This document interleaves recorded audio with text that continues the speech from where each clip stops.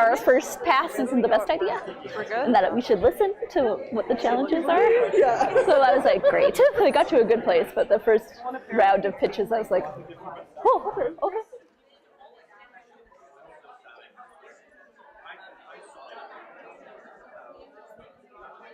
Oh, okay. Hello? Testing.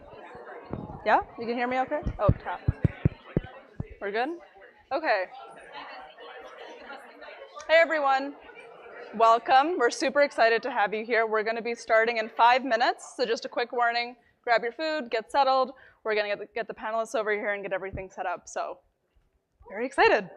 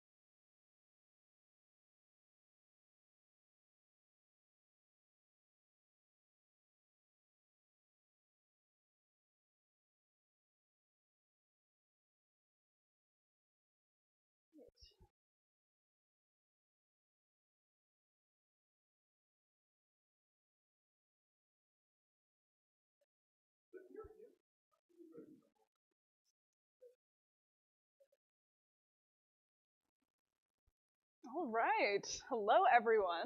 I hope you're having a wonderful day thus far. And either way, it's about to get a whole lot better with this event.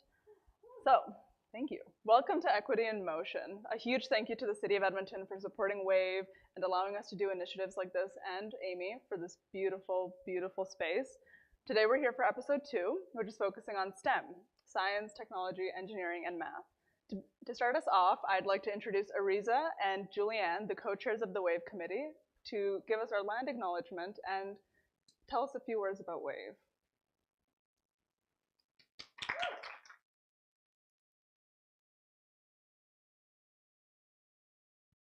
Welcome to Equity in Motion. Can you guys hear me okay? Okay.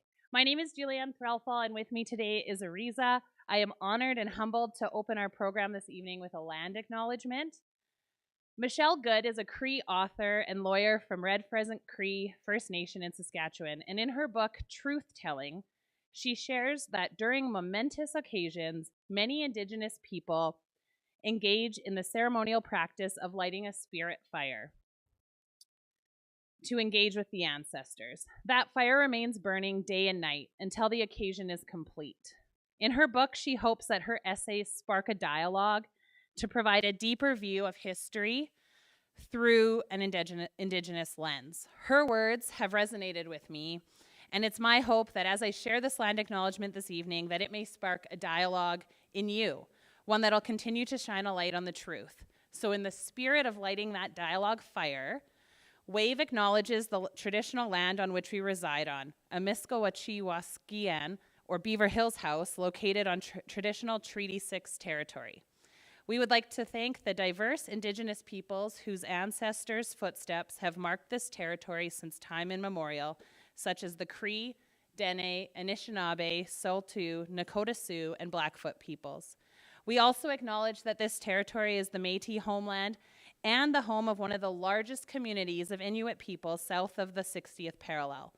It is a welcoming place for all peoples who come from around the world to share Edmonton as home. And in the spirit of belonging, together we call upon our collective, honored traditions and spirits to work in building a great city for today and future generations.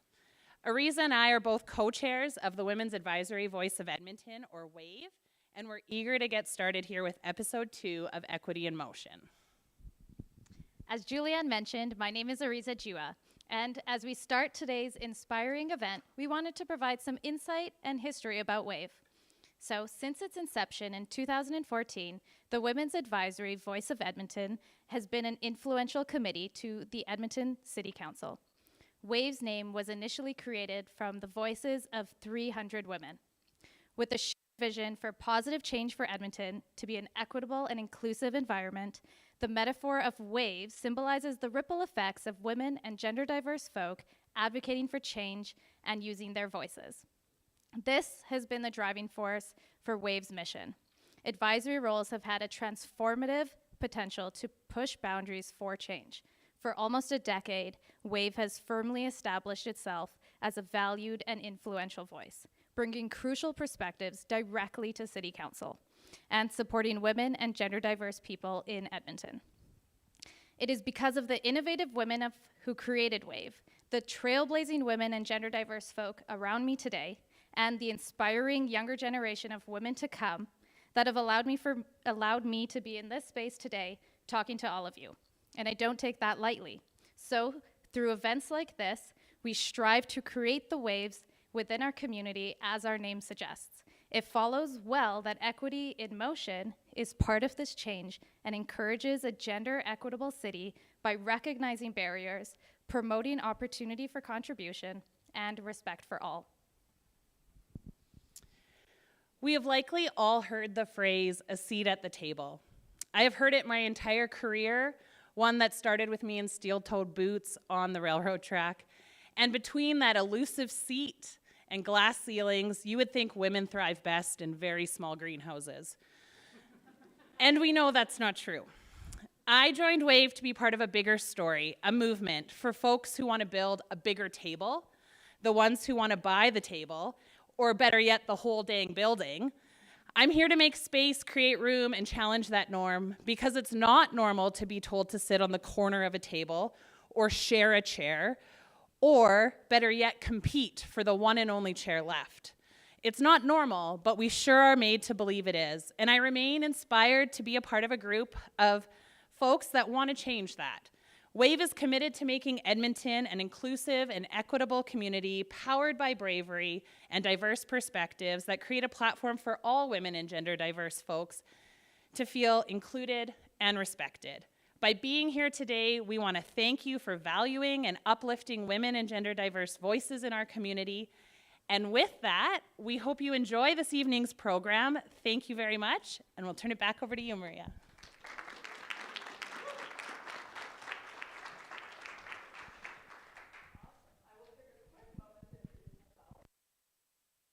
I use she, her pronouns, and I'm one of the co-chairs of the subcommittee that organized the speaker series within WAVE. And I'm also a soon-to-be graduating electrical engineering student at the University of Alberta. Thank you. Now back to our program. Our next speaker is a new addition to the WAVE family, but has been part of the strong Edmonton community for a long time. I'm happy to present Councillor Joanne Wright. As a part of the team of 12 councillors, and 8 of them are women, Councillor Wright has paved the way for a more equitable city of Edmonton. She understands the importance of community building and building a stronger and safer tomorrow for all Edmontonians. And with that, I'd like to invite her to the stage.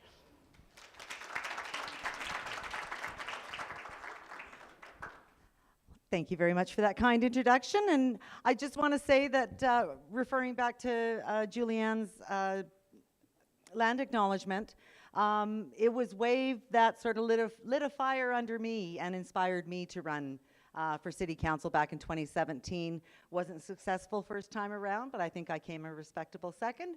And that encouraged me again to run in 2021. And I'm glad I did, because now I am the City Councillor representing the people of Ward Spomatapi in the Southeast. So welcome to all of you this evening. And I want to thank the City of Edmonton's WAVE Committee for hosting these meaningful discussions on how we can advance diversity and inclusion in our region. As one of the councillor advisors, together with Councillor Rutherford, I've had the pleasure of getting to know its many passionate and ambitious members. Today, we're here to address an issue vital to our city's progress, and that's equity in the STEM fields. Science, technology, engineering, and mathematics are the driving forces behind innovation and the shape of our future. Locally, these industries are responsible for advancements in medical research, energy, clean technology, nanotechnology, autonomous vehicles, and many more. But the full potential of these fields can only be realized when they are inclusive and equitable. As a member of the most diverse city council in our history, I've seen how big a difference this can make. Thanks to the contributions of our 8 women on council, we're improving community safety, fighting climate change, and advancing anti-racism work. And I believe our unique experiences and perspectives are helping build an equitable city for all residents. But diversity is not just important to making progress in government. It's just as valuable in our laboratories, our boardrooms, and our classrooms. Diversity simultaneously enriches the scientific community and ensures advancements reflect the diverse needs of our region. So as we build the future of STEM, let's continue to forge new paths so that every aspiring scientist can pursue their dreams and make a positive impact on the world. Thank you very much, and looking forward to the discussion tonight.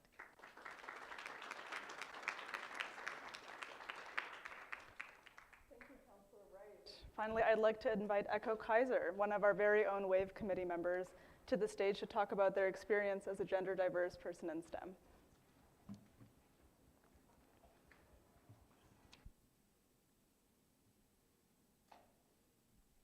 Hello, everyone, and thank you for coming. I'll just start with a bit about myself. As you've heard, my name is Echo, and I use they, he pronouns. I am a non-binary trans person, and I did my degree in science with a focus on biology and chemistry. Currently, I am pursuing further education in microbiology and immunology, and now the introductions are out of the way, let's just get right into it. Historically, STEM has been a field for men. A famous example in biology comes from the discovery of the double helix structure of DNA.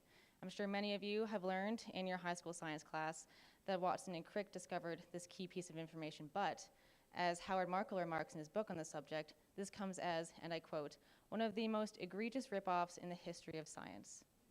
In fact, it was not Watson and Crick in their famous photo standing next to a model of DNA who discovered its shape, but Rosalind Franklin using X-ray crystallography.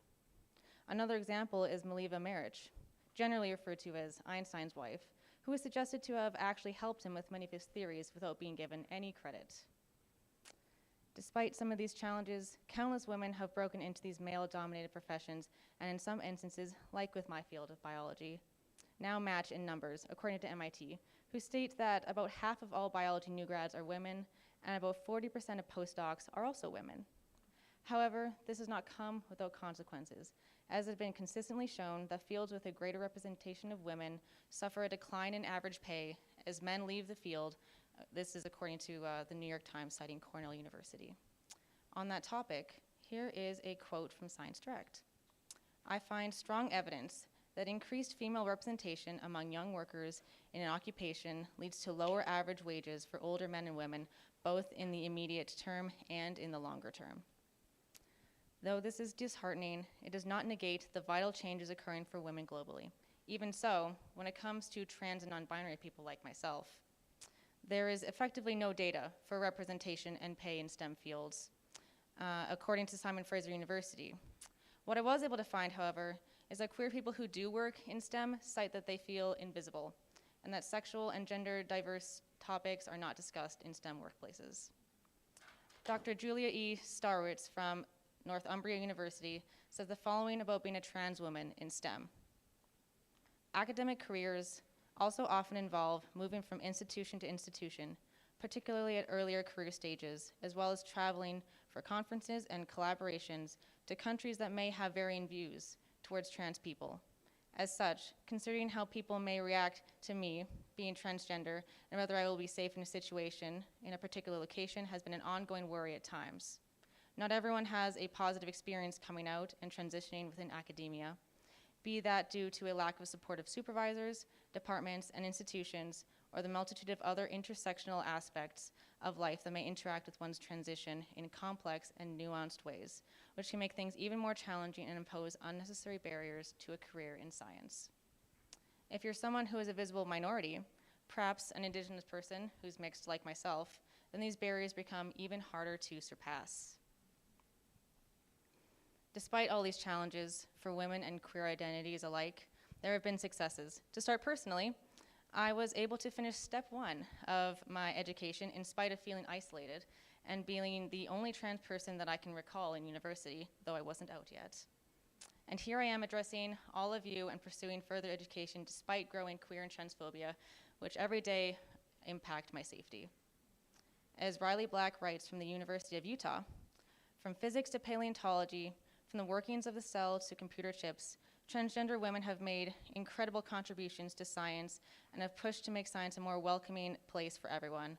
And that initiative continues. For example, March 31st is the Transgender Day of Visibility in STEM, and efforts like 500 queer scientists have helped highlight transgender women alongside many other LGBTQIA+ researchers. Equity in science for all, no matter our sex, gender, race, or any other demographic category, has become a growing call as researchers seek to undo and heal the systemic discrimination that science has been struggling with since its origin. So, I will leave you all with this. Keep pushing. It begins with you.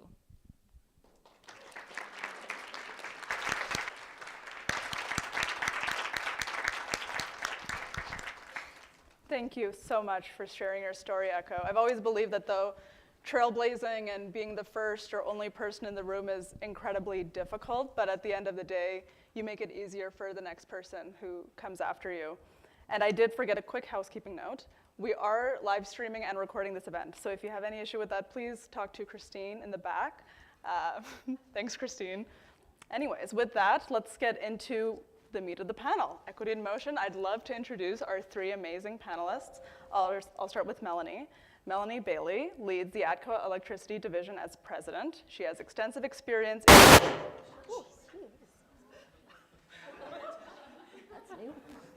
I'm so sorry.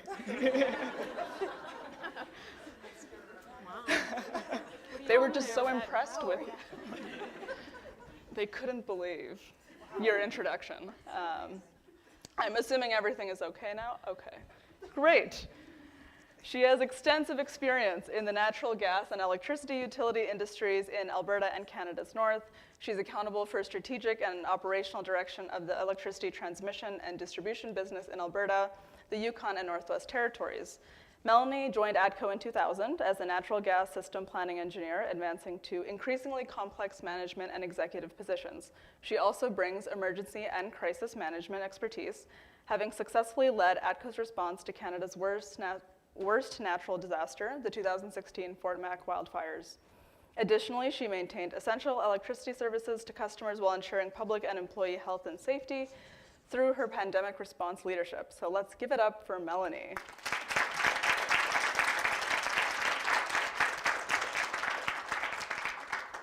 Next, we have Stephanie Enders.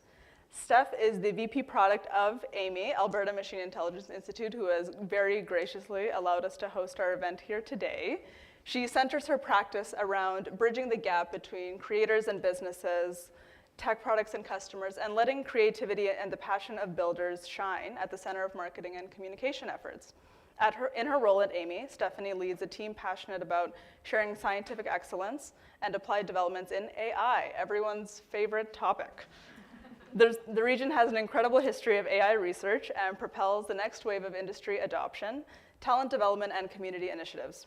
She's also dedicated to civic engagement and has a long record of volunteering in the community, supporting organizations like Edmonton's Next Gen, Metro Cinema, and the Kids with Cancer Society.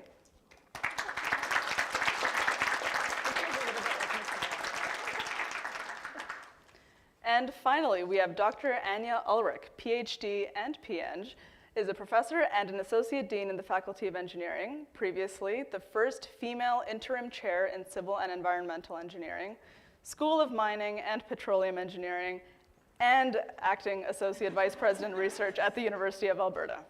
Anya's work has dealt with contaminated sites across North America, Alberta's oil sands and their water management practices, and Indigenous communities and their relationship with water.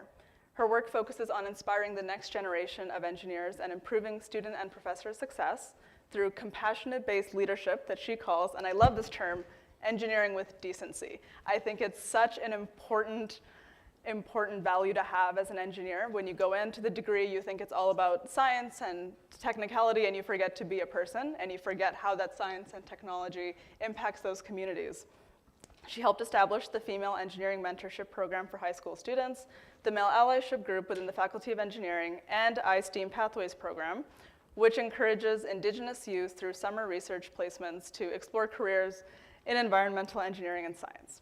And I'm sure you've listened to all of this and you're thinking the exact same thing I do, which is this woman has way too much free time on her hands, and what else could she be doing? In her spare time, Anya is also a life coach and leads meditation classes and workshops on how to live life with greater ease and intention. Let's give it up for Dr. Ulrich, everybody. Awesome. So that is more than enough talking from me. So we're going to get into the formal Q&A portion of the panel. There are going to be plenty of breaks for audience questions, so please get those burning questions ready for these wonderful women. To start us off, it's pretty easy, I'm kidding. Looking back at your career, what is your biggest accomplishment, or what are you the proudest of? You can start with Melanie. You want me to start? Sure. Okay. I don't think that's an easy question at all. I don't know.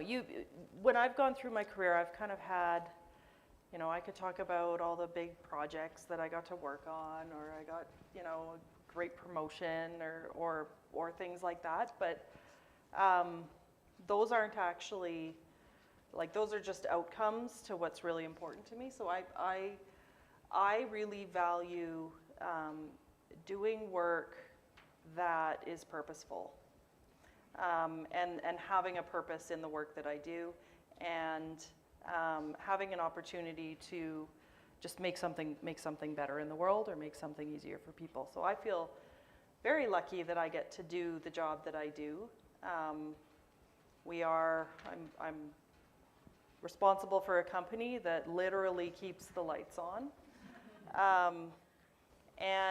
And our role in the energy transition is just incredible. Like the importance electricity is going to have in all of our lives, even more than it does today. So that's what I'm most proud of, is just the fact that I have been able to find purpose in what I'm doing. That's a great answer. Steph?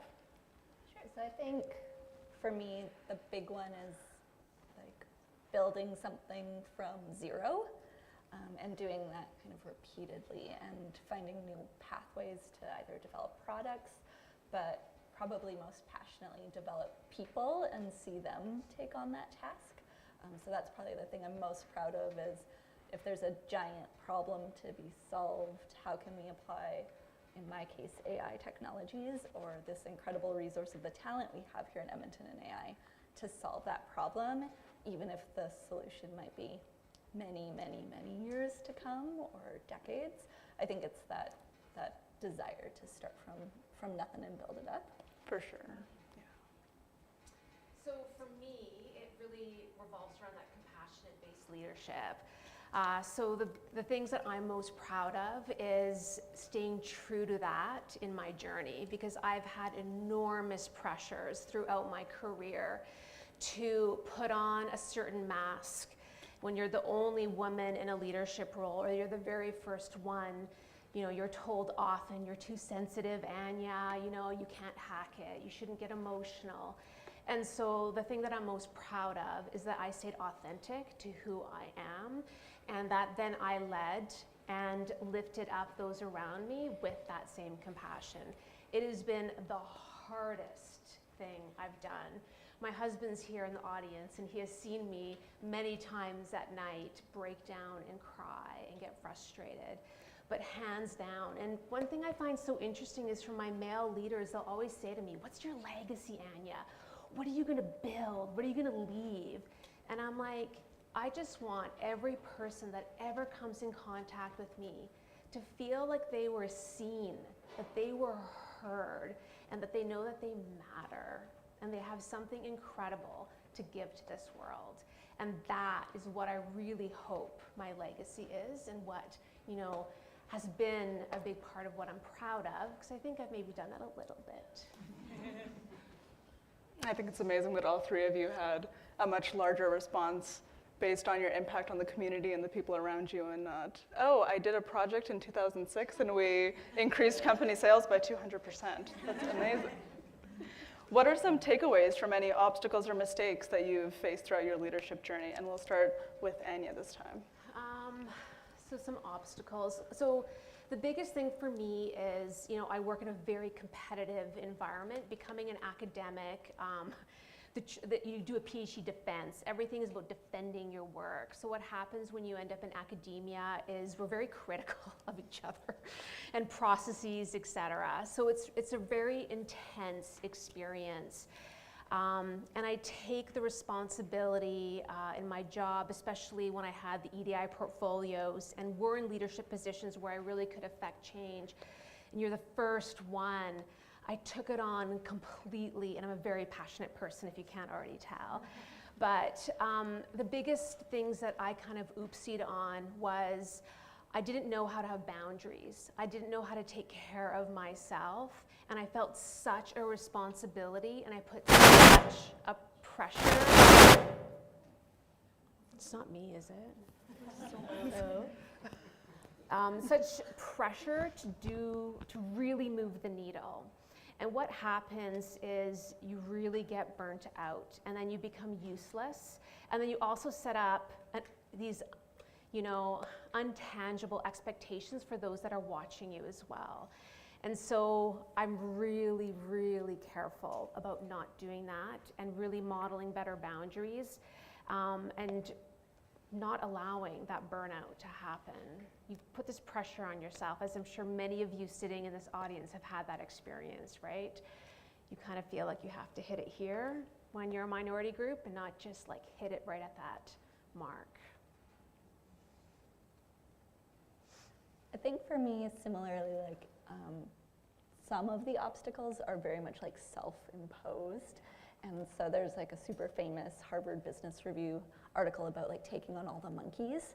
And so I think that was probably the biggest obstacle or error that I made, is I'm always willing to take on all the monkeys. Like, give me all of the problems, I'll solve them all, it's totally fine. And so I think finding really good collaborators at the leadership table who will help call you out on that and remind you of all of the skills and abilities around the table available to you to support you, so you don't have to take that all on. And then I think even before that kind of journey into leadership was all the self-doubt. And so I know you hear this like 9,000 times about like imposter syndrome or self-doubt, but just that piece of, well, this one might not be for me, or I'm not the shaped person for this, so I'm different than my peers on the stage. I don't have a technical background at all. I'm a failed science kid who went to all the camps at the university. I went to all the lab visits. Like, they tried really hard, so hard to get me into STEM, and I went the opposite direction into fine and performing arts. Awesome. But somehow found myself back here, and so that I think that was the biggest obstacle, was I'm not the shape of the person they're looking for, and then realizing that like you can grow into lots of things, and if you think you need to be the expert to execute, that's probably a problem. There's lots of other people who are always going to be more expert than you in different areas. So I think it's the self-imposed challenges, not to negate the ones that like hit you in the face when they happen, but if I had to identify them, it's the things I did internally. So for me, it's probably just not noticing early in my career and not doing anything about inequity and discrimination and things that were happening. So when I was in my 20s, I'm a young engineer working for a great company. Things would happen that today I'm like outraged that I didn't even notice that wasn't right. And then, as I got a bit older and more experienced and started to notice, there was also a period of time where I didn't do anything about it either. And so there's a lot of people in this room who are younger than me. If you're early in your career, be purposeful about noticing, like notice it. There's a few men in here, not a ton, but you are in here. Guys, if you're ever in a meeting and there's 10 people in the room and they're all men, notice. And don't be, you shouldn't be comfortable with that, because something has gone terribly wrong if that happens. I mean, for me, it was things like when I was, I'm 23 years old and starting a new job, and I'm an engineer, so I need PPE, personal protective equipment, I need coveralls, I need a hard hat, I need boots. And I was handed here's the forms and the size chart for your coveralls. And there was 2 measurements on it, neck and shoulder. I'm like, well, look at me. Those are not the widest part of my body. And so I order my coveralls, and it's like baggy in the neck and like tight in the butt. And I'm like, this. And I was like, oh, shoot, I guess I better get a bigger size. Why didn't what I should have done is marched into my supervisor's office and asked for female clothing to do my job. But I didn't. I wore men's coveralls for years, and every other woman did too. And I don't even know how easy it was to get. I don't know. Like, this is like 20 years ago. But it's things like that. Like, you got to notice those things, and you got to just do something about it, and don't tolerate it, and don't stand for it, and just be the squeaky wheel sometimes. Yeah, for sure. I actually had the identical experience with coveralls 5 months ago. So, did you really? Yes, unfortunately. Did you ask for female? Because it exists. I know, but they say, oh yes, we'll find it in the city that's 5 hours from here because there is a singular store with women's sizing. So please go in these coveralls that make you look like a 3-year-old, surrounded by much older, larger men, and try to feel like you're still an equal here, and try to feel like you still have some value to bring to this discussion. Yeah. But getting better. Today, in ATCO, where I work. ADCO plug? I plug ADCO. We have 2 sizing charts now, and one is Great. women's and one is men's, and you can pick from whichever one you want. But it took Yeah. somebody, and it was at a grassroots level to say, that's not okay, and I'm going to do something about it. No one's going to say no if you identify something that's going wrong Yeah. and want to fix it. No one's going to say no. And if they do, you don't want to be there. It's a great segue into our next question. What kind of intersectional and equity issues have impacted your rise to leadership and you being a leader now that you've reached the top? Heavy quotation marks here, because what is the top? But we'll start with Melanie. The top is different for everybody. Yeah. I don't know, I almost like can't even believe the job I have sometimes, honestly. There's a ton of them. What's the term used? Intersectional inequity. Yeah, like that. I can't imagine there's being a woman in a male-dominated industry, but I can't imagine how much harder it is to be a trans woman or a woman of a minority ethnicity or whatever, or someone with an accent. Like I know that those things. I feel like I have a lot of privilege. In where I come from, but you still encounter those things along the journey, and they're actually encountered more than most people realize. And every time something's brought to my attention that's happened, it's just kind of, it gives you this kind of really uneasy feeling that, wow, why haven't we thought of that one before? But I'd say the way to best get through when you encounter those things is to just talk about them. And the way that you get comfortable talking about uncomfortable things is to just talk about them anyway until they become comfortable. And that's what I tell leaders at ATCO who are kind of struggling with those kinds of things. When I was kind of coming up and moving up through the ranks, I obviously did experience times where it felt like you kind of just hit the wall. Like I can't tolerate this person's being unfair to me or whatever the situation is. But I'm actually really kind of glad for powering through that and for developing the resiliency to keep going through that. Did you have any specific techniques for powering through? I'm just stubborn. Yeah. Yeah. And sometimes, honestly, sometimes you need help. Sometimes you just need someone in your corner. I had a short story. I had a situation once, and I was an executive. This isn't like I was a supervisor, I was a vice president. Where someone refused to report to me. And they went and told my boss that the reason they refused to report to me is because I'm a woman and I'm younger than they are. They actually said the words out loud. Wow. And my boss said to me, this person's just going to report directly to me because he can't report to you for these reasons. And I was so disappointed. I was like, what? It's very, very disappointing. And so that actually went on. This is one of the times when I should have been, I was outraged, but didn't do enough about it. Anyway, time goes on. That boss goes away. New boss comes in. Why does this person report to me and not you? They should be reporting to you. Yeah. And he fixed it. He helped me fix it. I couldn't fix it myself. I felt like my choices were leave the organization or tolerate. So I tolerated until I found someone who would help me, and then that person left the organization. And then I had to do all their work, which is a whole other, it's a really hard job. But anyway, sometimes you get stuck and you feel like there's nowhere to go, and you need the help, and there needs to be allies for you. You got to find them because they do exist. They do exist.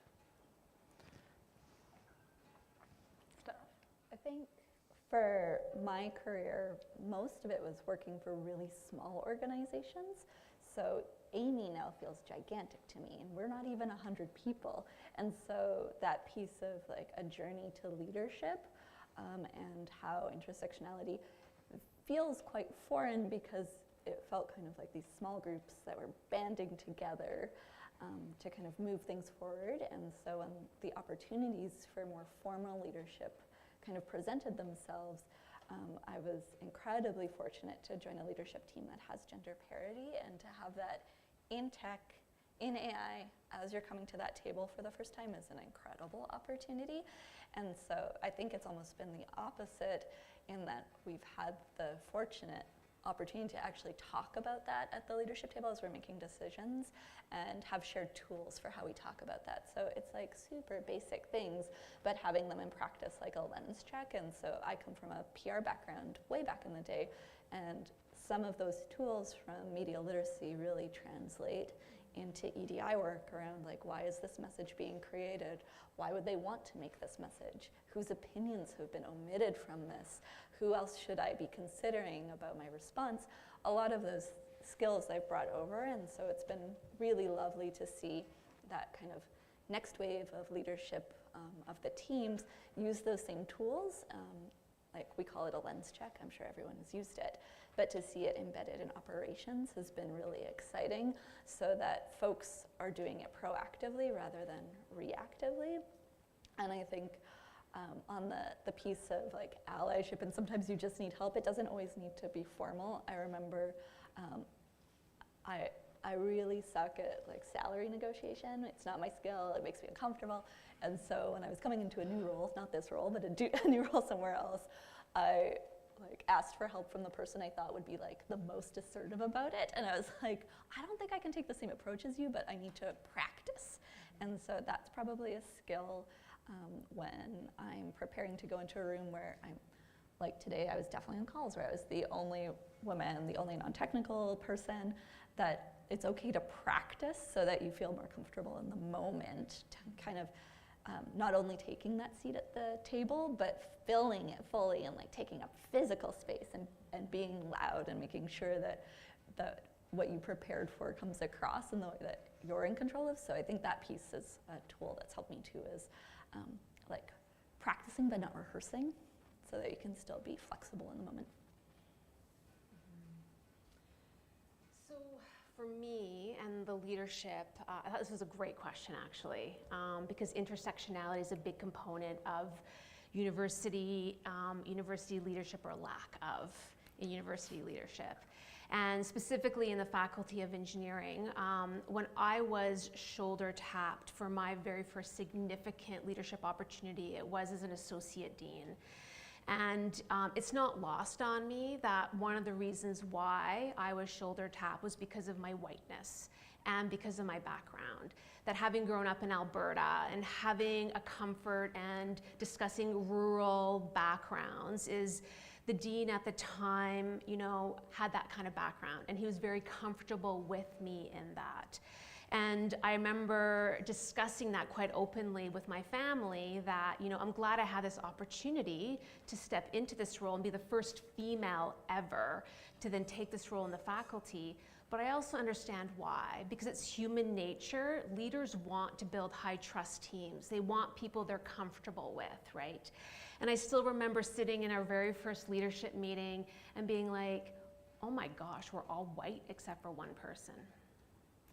And then now, even at the current another dean, I look around the leadership team and I go, wow, there's a lot of white in this room. And it's something that's pervasive. So not only male dominated, but also the whiteness in the leadership tables.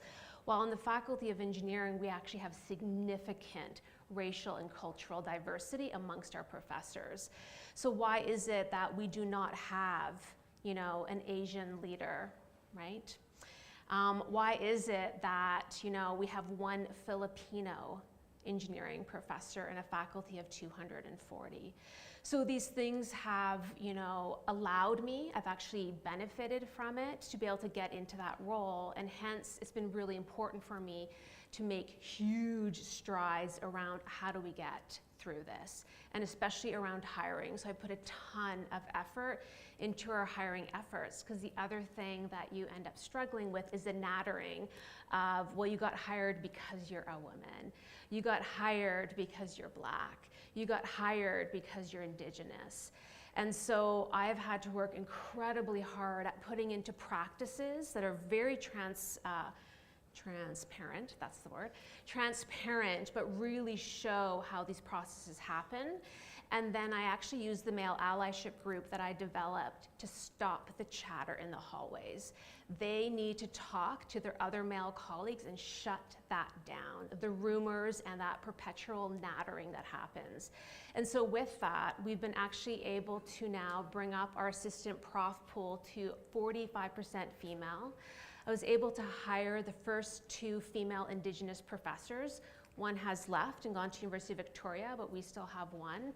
And the very first female Black academic as well in the faculty as well. That's exciting, but the reality is too, is the culture that you're coming into is challenging. And so I have honest conversations with these individuals and really try to create supports. And one thing we have found that works quite well is cohorting. So research shows that if you're going to be bringing in minority groups, it's really important to be doing this in a collective. So they have supports.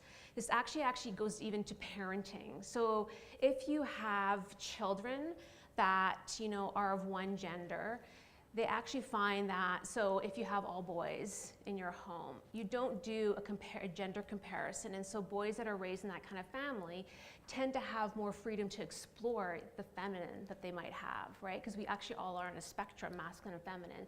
Same if you have all girls in the family. But if you have both boys and girls, we are socialized. From like 3 years old, you already understand those roles unconsciously. And even as parents and well-intentioned parents who create those comparisons. And so you find that it's really important to get cohorts together where they feel comfortable to share their experiences, and then to have allies and champions that can take those concerns and really do something about it.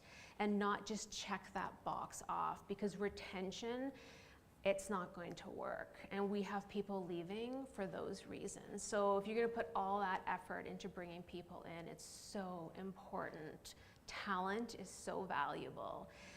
And so what I find interesting from a leadership point of view, though, is leaders know intellectually that diverse perspectives and voices will always bring better ideas. But I find it fascinating how hard it is for leaders to actually do it, because it's uncomfortable to sit in a room with people who have very different perspectives and paradigms. It also takes more time to listen and truly hear those ideas. So I would say at the university, it's slow. And it really is who's in the leadership table, because you can point these things out and it can be very hard for them to sometimes listen to that. But it's hands down one of the most important things. So I would just, we have it kind of on the ground floor, we're getting better. I just wish it would come up more, right? So we keep trying to bring that up, especially in the roles that I am in. I really, really try, but it's a huge gap, absolutely. Yeah, that representation and retention is so important, especially because I know there are many early career professionals, aka my friends, who I strongly encourage to join this event, who joined engineering, you know, ready to make a change. And it's hard when you look up at the top and there's nobody who looks like you. And it makes you wonder if you're supposed to be here, or where you should be instead, or whether you have, you know, a voice to bring to the table. So along those lines, I wanted to kind of reflect on each of the panelists' journeys in STEM. Were you always interested in STEM growing up? How has your passion changed as you've progressed through your career, or maybe how have you found your niche? And I'll start with Anya. Sure. So I am the first engineer in my family. So what research shows is your parents, whether we like it or not, have a huge amount of influence us in our careers. I used to work in recruitment before, and the research around this was fascinating and kind of like, ugh. I'm like, sorry, kid, like it's kind of predetermined, at least those first few years, until you really find out who you are as a person. But my mom's an immigrant, and came to Edmonton with no money, basically, didn't speak the language. My grandmother actually worked as a janitor at the Royal Alec Hospital, so really pulled her family out of poverty by becoming a doctor. And that's what I was raised with. And my dad is a wildlife biologist. So I had very strong STEM influences, but in all honesty, I also grew up with a very strong paradigm. My parents were both raised by single moms. And so I was raised that you have to take care of yourself. You have to have your own career. You cannot rely on somebody else. And this real sense of duty. So if any of you here are children of immigrants, you might understand that like education becomes a pervasive theme throughout our lives. So there was no question that I would go to university and I was supposed to become a pediatrician. My career was predetermined. So when I was in first year sciences, because I had no clue what an engineer was or what they did, and I was not enjoying myself, my dad introduced me to an environmental engineer that did work with Alberta Environment. And I kind of thought, oh, this is really interesting. And it's just like the boring classic stuff. Well, I'm kind of good at this, why not? I'll try it out. And then I did go into engineering, and I did very well. And I'd say the schooling side of this, so for those of you that are engineering students, it's like the classic paradox. The schooling aspect can be a lot of fun and great, but then there's the actual reality of the job, and they can sometimes really not be connected whatsoever. So when I started to work, I was like, oh gosh, I don't know. This is like the reality of it. I didn't want to be wearing like my coveralls, looking for a compressor in a sweaty plant, and then I didn't even know what it looked like, and it just wasn't what I wanted. But I kept persevering, and actually one of my summer jobs was working for Discovery, which is one of our K-12 outreach arms. And I did it when there was only 6 of us, and I loved it, and I loved teaching, and I loved being in front of people and inspiring them. And so that's what kind of led me into the PhD and becoming a professor. And I'd say I really enjoyed it for a time. But if I'm gonna be really honest, which I always am, my interests have actually really changed, and I'm working on my psychology degree right now. So I'm actually sitting in second year classes on the back of the room, like sweating it out, because I'm like, oh my gosh, this is like embarrassing and it's hard. Because I have a huge passion, and it's because of my leadership experiences around organizational psychology. I have had a front seat in seeing how leaders in engineering are making decisions, the dynamic that happens in the room, you know, the power plays that are used, the politics, how you always see women nodding unconsciously whenever a man talks, but when then a woman does, they don't. And I've just found all this super fascinating and really interesting, and I feel like it's been a privilege to have that seat. So I'm actually starting to steer my career into that area of organizational psychology and also life coaching. I really love helping people fulfill what they're meant to do in life. And it also really helps me in my job. But honestly, I do not see my future in engineering. I'm a young 47-year-old, and I do see like a second career down the line eventually as well. But that's the beauty of life, I think, as well. Well, I mentioned before I'm like a failed STEM girl from junior and high school, and so I had great aptitude and I enjoyed it, but it was the complete opposite, no expectations on what I would do for my career. And so I was a birthday party ballerina for a little bit in high school, or earned some pocket change that way. And then probably the best thing that ever happened to me is I got rejected from McEwan University when I applied for the first group of their Bachelor of Physical Education. I didn't know what to do, so I thought I'd be a gym teacher.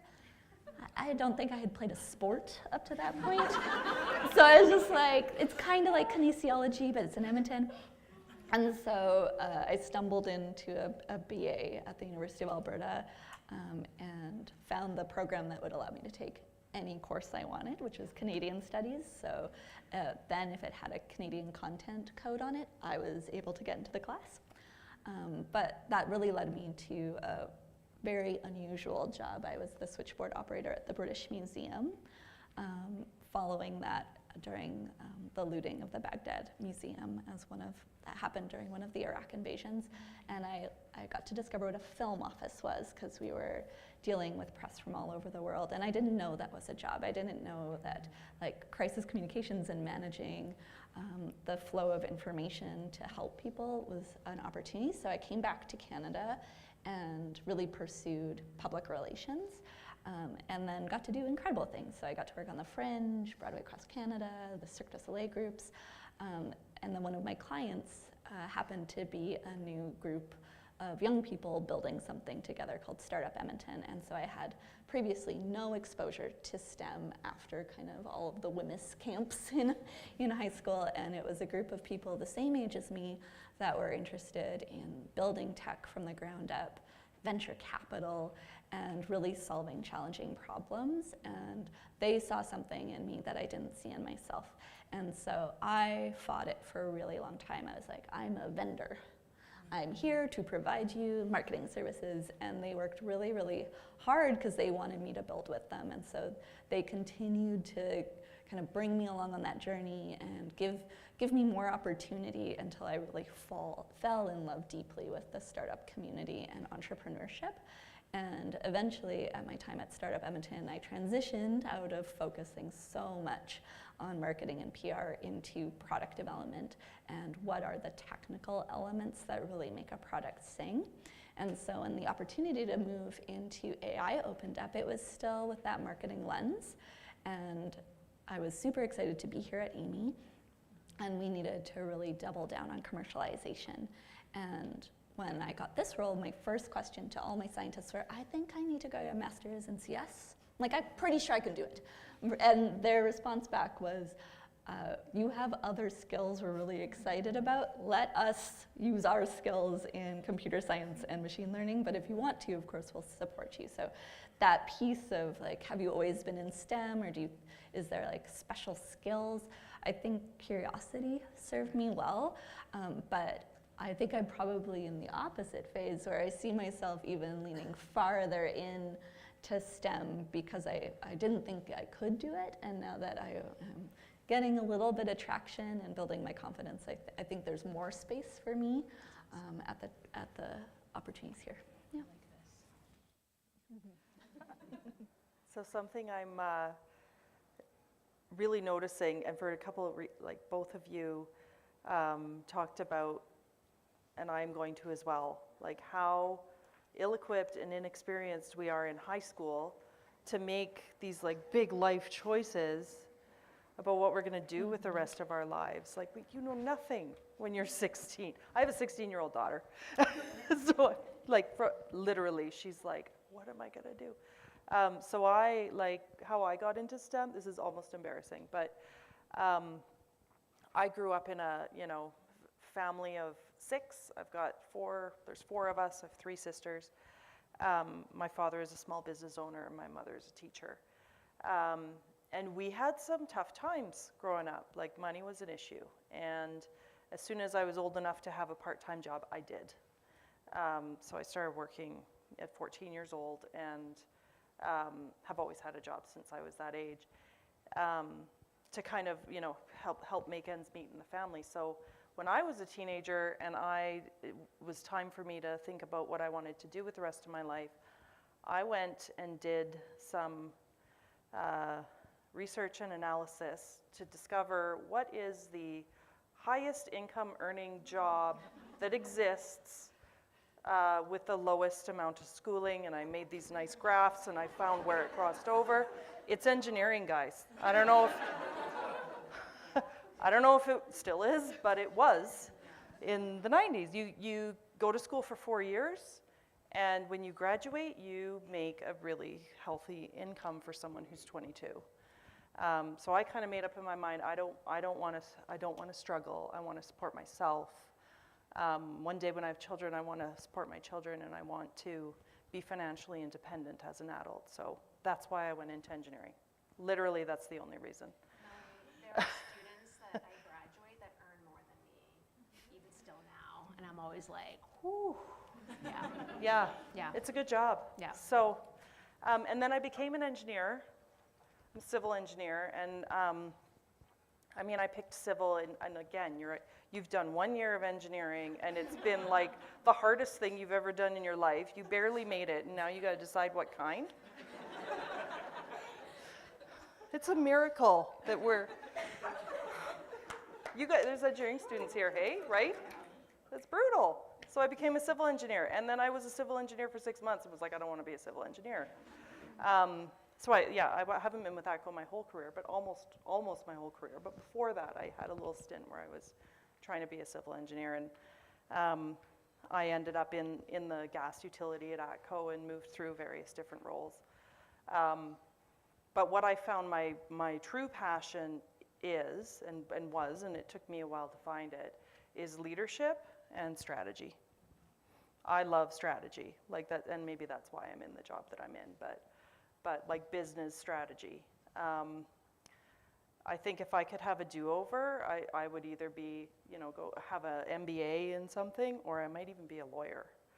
I get to work with a lot of lawyers, and it's amazing the way their minds work. So that's how I ended up kind of in STEM.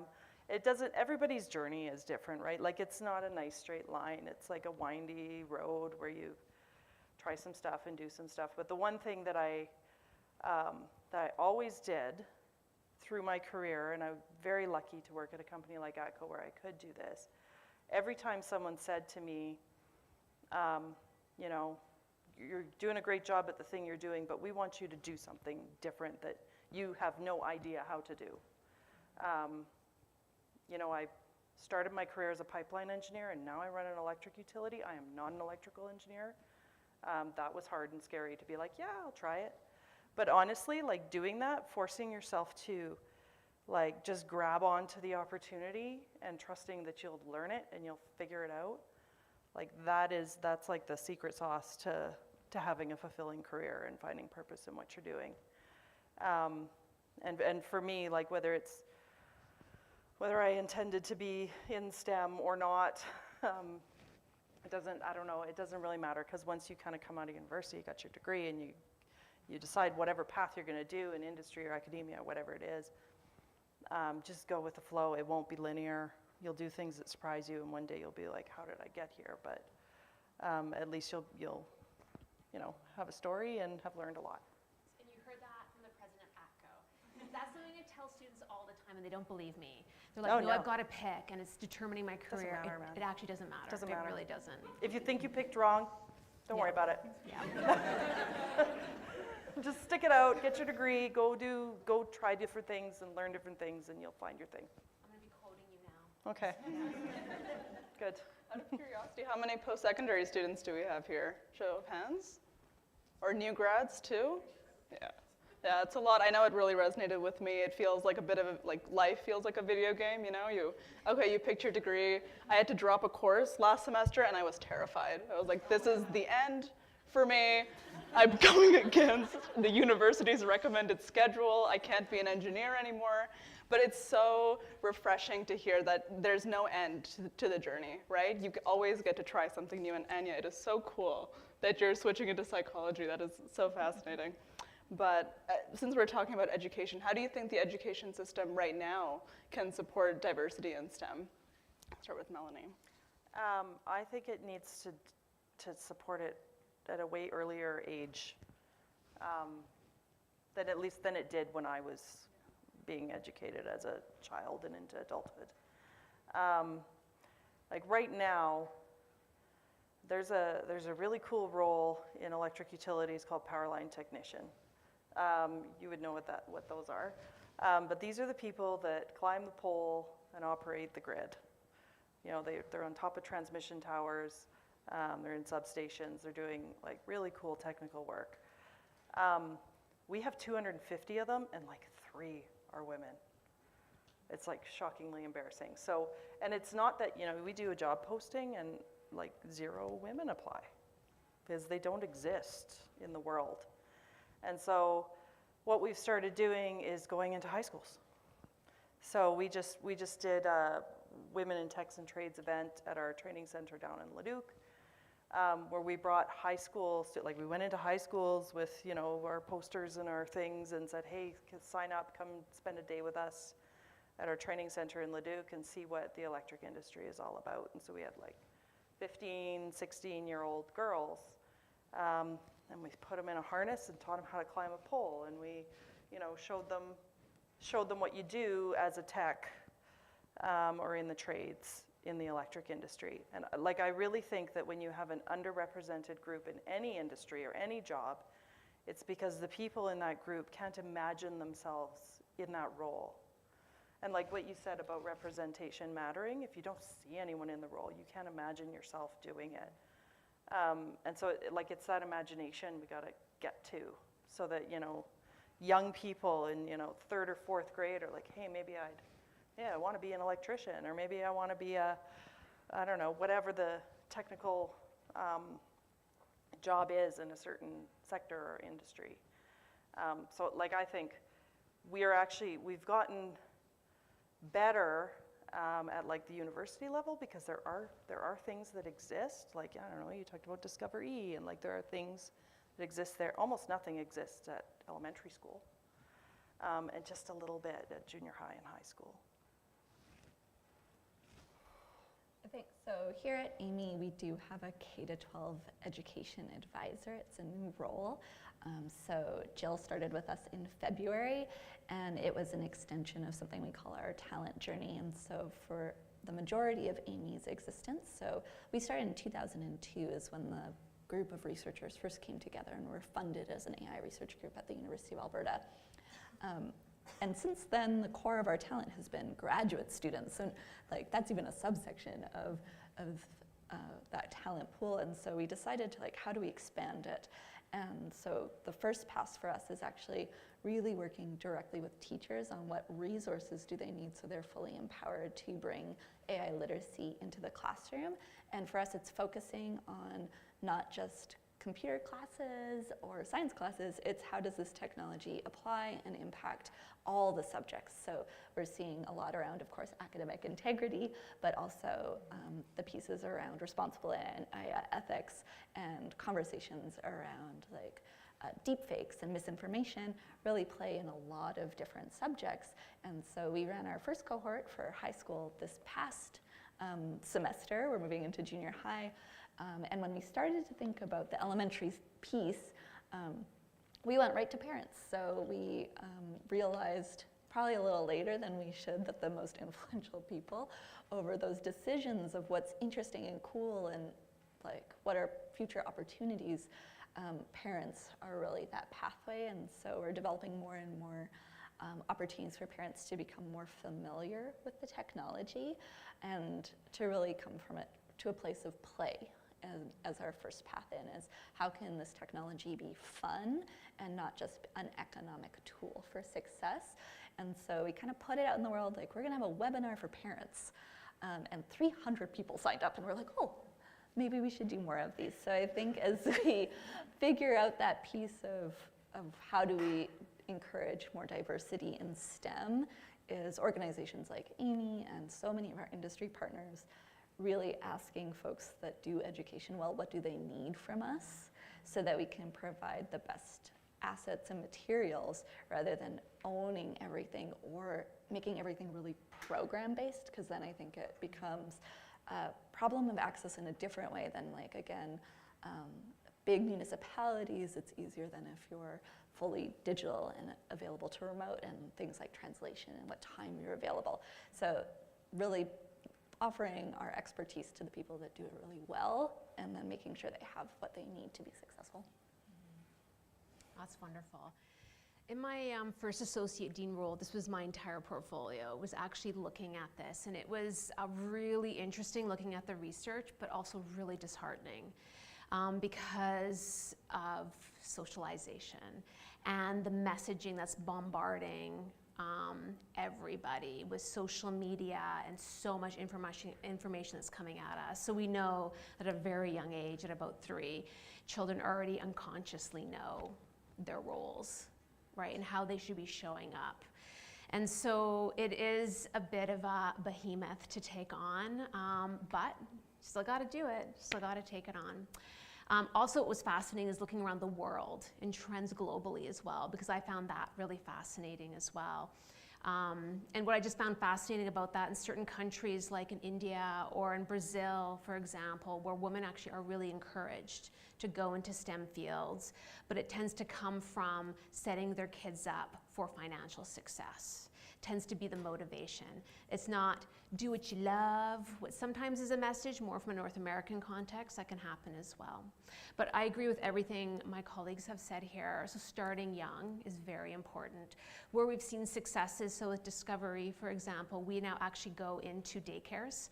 We go that young, which we didn't before. It is more of a like camp model. So when you hit junior high, that's not necessarily as interesting, and definitely not at the high school level.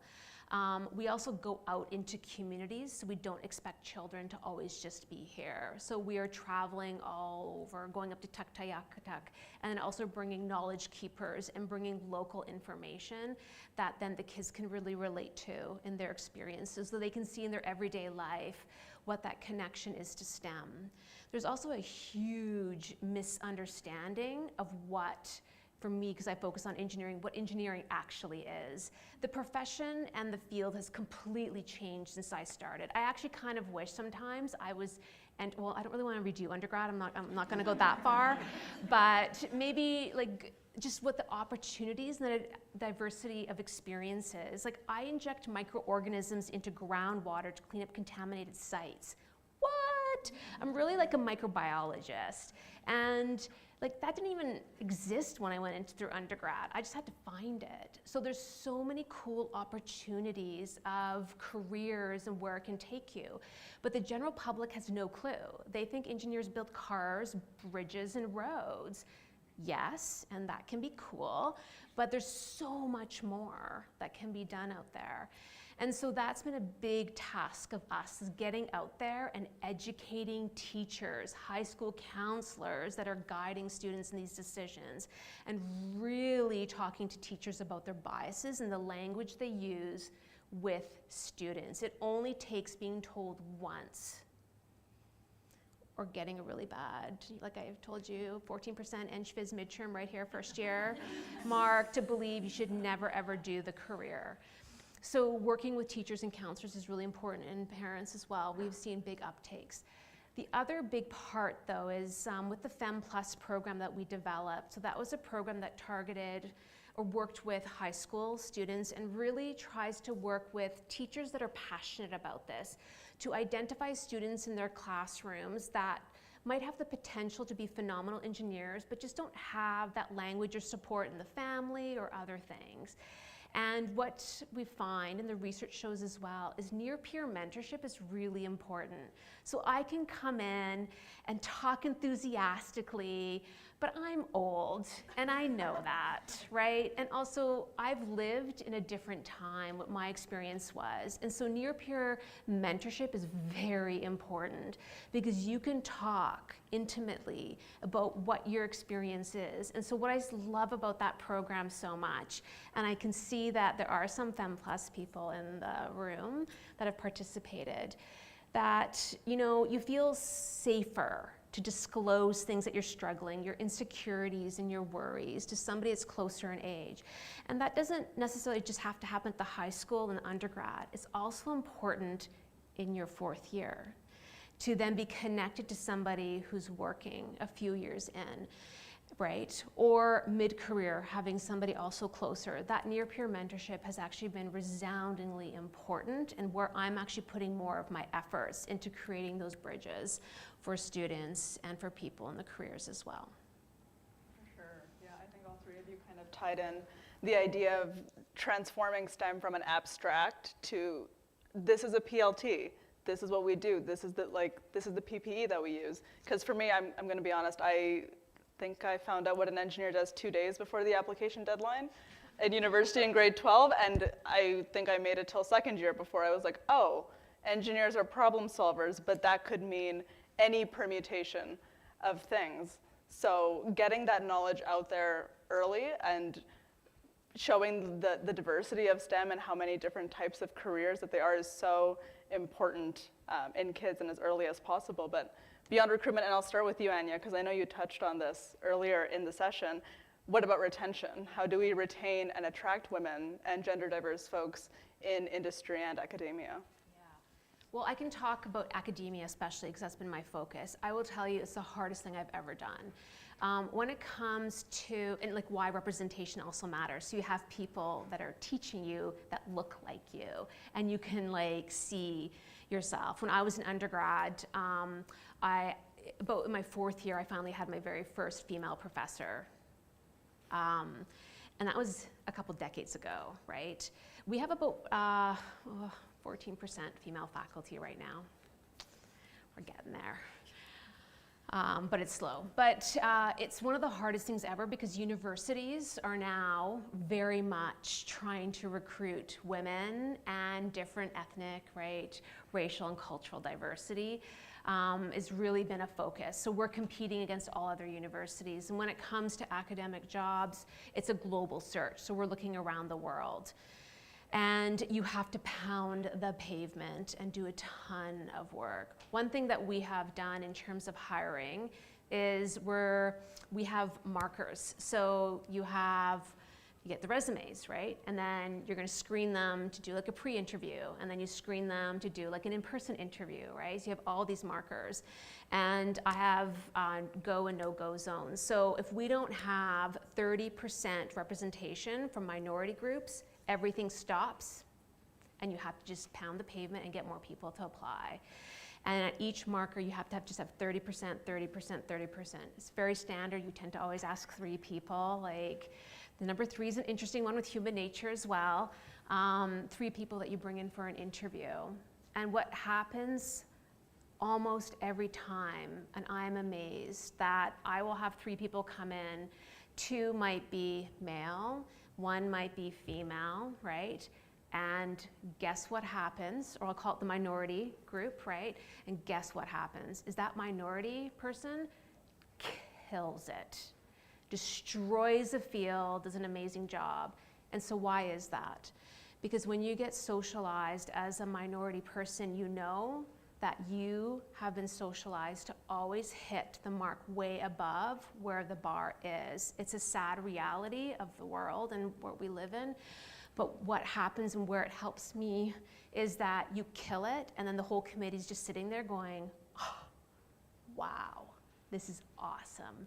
And then you get to celebrate that person because it was such a resounding success, and everybody really sees how incredible they did.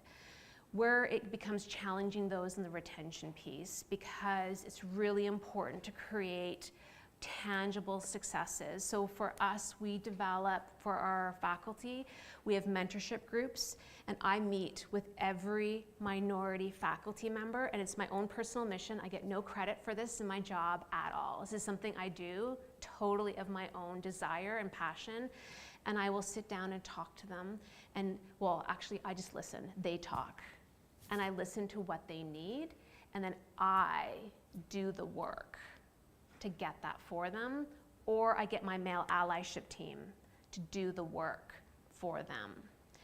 The other thing I do too is with my minority faculty, I will, whenever there's an opportunity, I will always let them know, and I'll say, there's this opportunity. I think you would be incredible.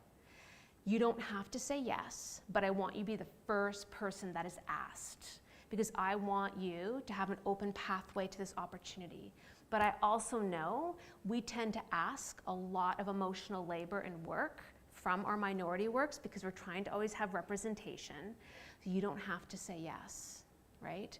So I really try to create those opportunities for them as well through that. And by being really seen and heard and tangibly seeing that there is real support, not just talk, they feel much more supported and valued. And I tend to talk about lack of boundaries, though, then my door tends to, I get a lot of people that come that ask for help and support. But I've put so much effort into all of this, and the faculty, I really don't want to see it slide, but we also have much more people that help with that as well. But it's a huge task, because rightly so, marginalized individuals, and especially with layers of intersectionality, hold a huge emotional load. And the one thing that I think is important to say is what happens a lot with marginalized groups is we wear masks because we know we need to show up in a certain way in a meeting, that we will be better liked or that we'll do better if we put on a certain persona or behave in a certain way. That creates a huge emotional labor that is exhausting and very real. So I'm also very sensitive with my marginalized groups. And I will actually ask them how they're doing with that. And often we have a good cry, but they'll say, you're the first person ever as a leader to ask me how I'm coping and managing with the huge emotional labor that I'm holding and this masking that I have to do. And they just sort of are like, thank God that somebody gets it and understands that it's very real. So I think for myself with retention, I like to use the word stickiness. So retention is like how sticky is someone to the thing that matters most to you. So when I'm thinking about our talent pipeline, I have employees and staff, we have students. For me, I'm thinking about what do I want them to be sticky to? And so first it's like getting your ego out of the way, because often you want them to be sticky to you. And so that's not the best thing for them. So for me, working in a not-for-profit, it's really about focusing on that stickiness to the mission. So our mission is AI for good and for all. And so it's having conversations around what part of that resonates with you, how does that manifest in your work, and how can I make sure I bring more of that to bear in your day-to-day. For our talent, stickiness is not to the success of AMII, it's stickiness to the field. And so we find lots of opportunities for them to try things on in different settings where the risk is a little bit lower and it's easier to say, I don't like that. Because it's quite empowering once you start saying no. And sometimes it's hard to get those first few no's. So we have something here called Willows, Work Integrated Learning Opportunities, and it's a chance for our graduate students to try on applied work in industry. And it's often the first time that many of these students will fail at something.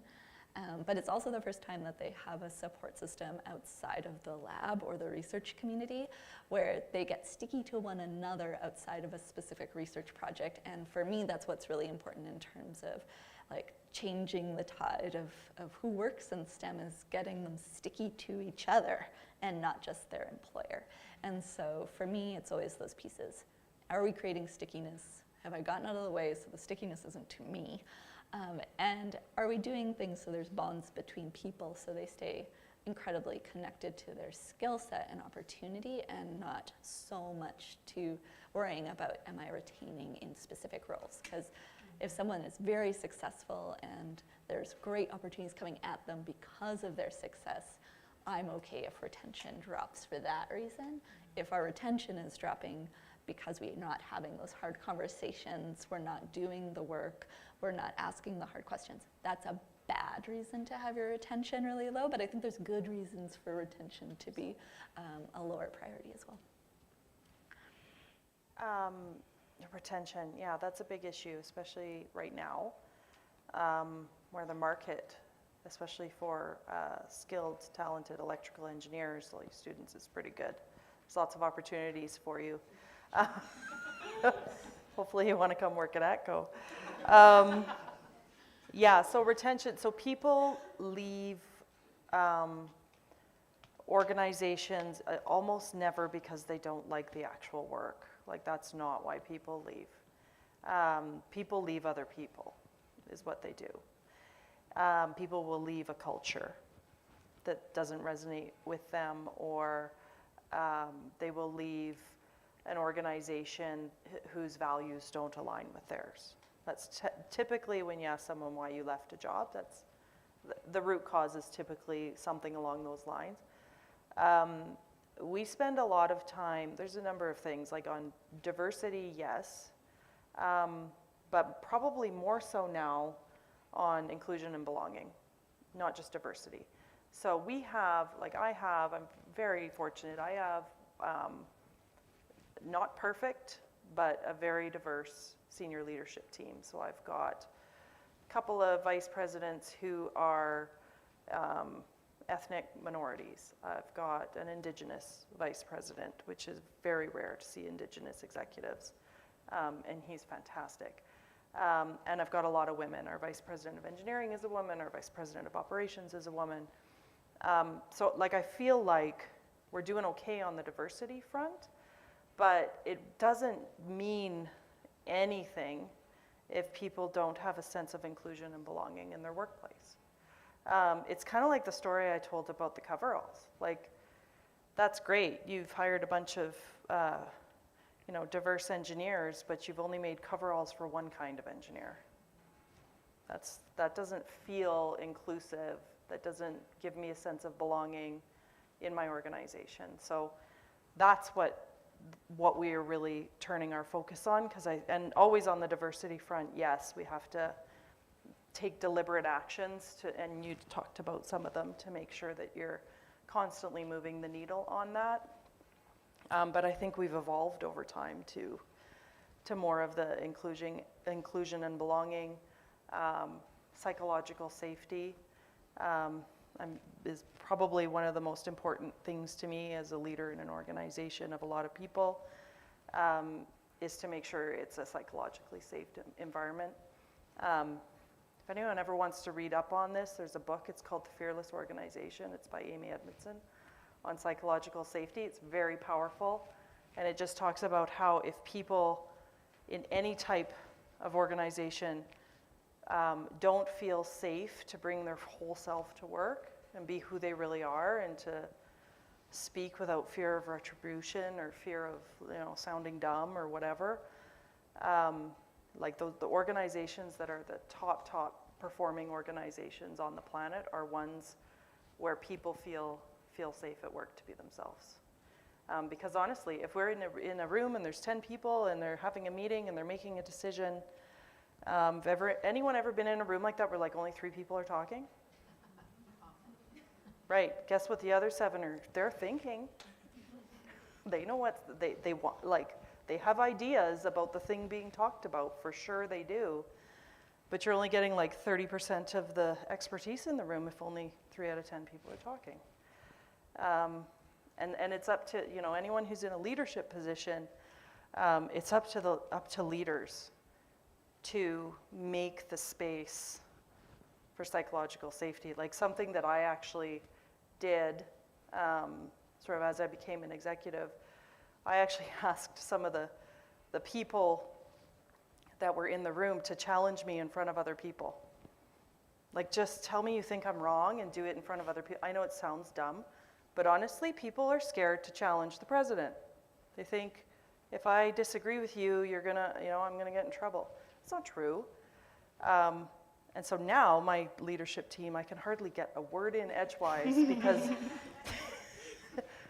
they're very comfortable telling me when they think I'm wrong, which is awesome because we make way better decisions, like way better decisions. And it gives them all a sense of like they're valued and they belong and they contribute and they're part of something bigger. And that's what I think.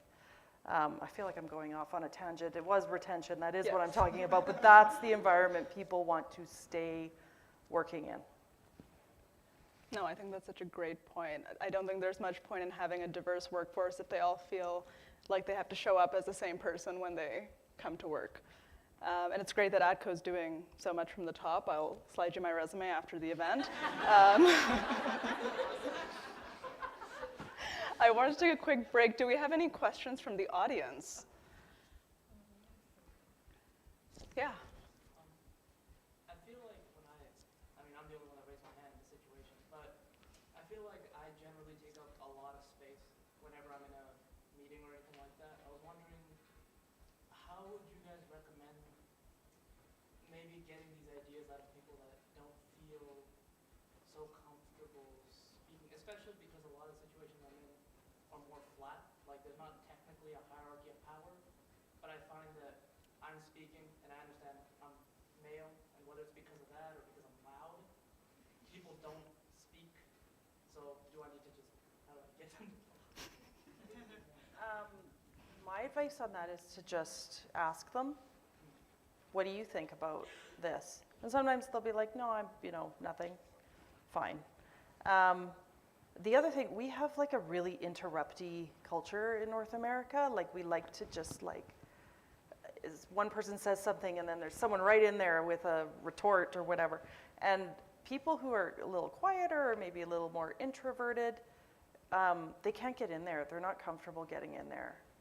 Like if you're an introverted person, you know exactly what I mean. You just need a minute to speak. And so sometimes what you just have to do in that situation is, and it helps if you know the people in the room, like your colleagues, you know each other, you know that so-and-so's a little introverted and that so-and-so's a little loud. And what I'll do in a room like that is I will pose the question at the person who I know needs to be invited to speak, and let there be silence if they need a minute to gather their thoughts before they speak. And it can be hard for us to do when you're kind of comfortable, but I think just recognizing that not everybody is. And sometimes those people, like what they say, there's this one person who I work with, and he's an accountant, he's like a financial person, but just a brilliant, brilliant person. He hardly ever speaks, but when he does, it's like, I just wish I was recording it because it's brilliant. But I know, I've worked with him long enough that I know he just needs the space. And so I'll ask him, like, what do you think about this? And then it's like, 10 seconds. And then he says something just astonishingly brilliant. So, like, I think it's just, take the time to get to know the people you're with and invite them to give their opinion if they're not comfortable offering it. I'm a systems person, so I take the step back and for me, we use something called 4P agendas here, and I can never remember the 2 in the middle. But the first P is purpose, so before a meeting, especially if it's a meeting where there's gonna be decisions made or I'm looking for lots of information, that definitely needs a 4P agenda where it is clear in the calendar and what is the purpose of this meeting. And then and then there's product, which is where are we going to do this work, what kind of documentation. But then the last one is process, and I find I'm painfully introverted. If I know the process for the meeting, I can gear myself up being oh, we are all expected to contribute to this meeting verbally. And sometimes that's so I find myself now is, I know I really like to have those things, so I give a lot of options saying if there's time that we need to all think about something before we're having a conversation, I'll put a timer up being we're just gonna sit and think about this for 5 minutes before we have a conversation. If it's a larger group, we use something called a candor board where I will pose the questions in advance and people can put in their responses and upvote them before a meeting. So for me, sometimes it's actually putting in the scaffolding to help folks who approach sharing their ideas, coming up with ideas, and in a different way. So often I need to get 3 really bad ideas out first, and I'm just thinking through it, and then oh, this one's okay. But kind of prepping everyone for that process I find is really useful, and repetition helps, doing it over and over again, so they get used to the call and response. It's actually an awesome question because our society actually biases towards extroverts. Our education system biases towards extroverts. Our meetings bias towards extroverts. So I'm so glad you brought it up. And the points that the two of you brought up are excellent. So introverts need time. So it's really important if you have an opportunity and you're running a meeting to lay everything out ahead of time and let them know let everybody know what decisions will be made.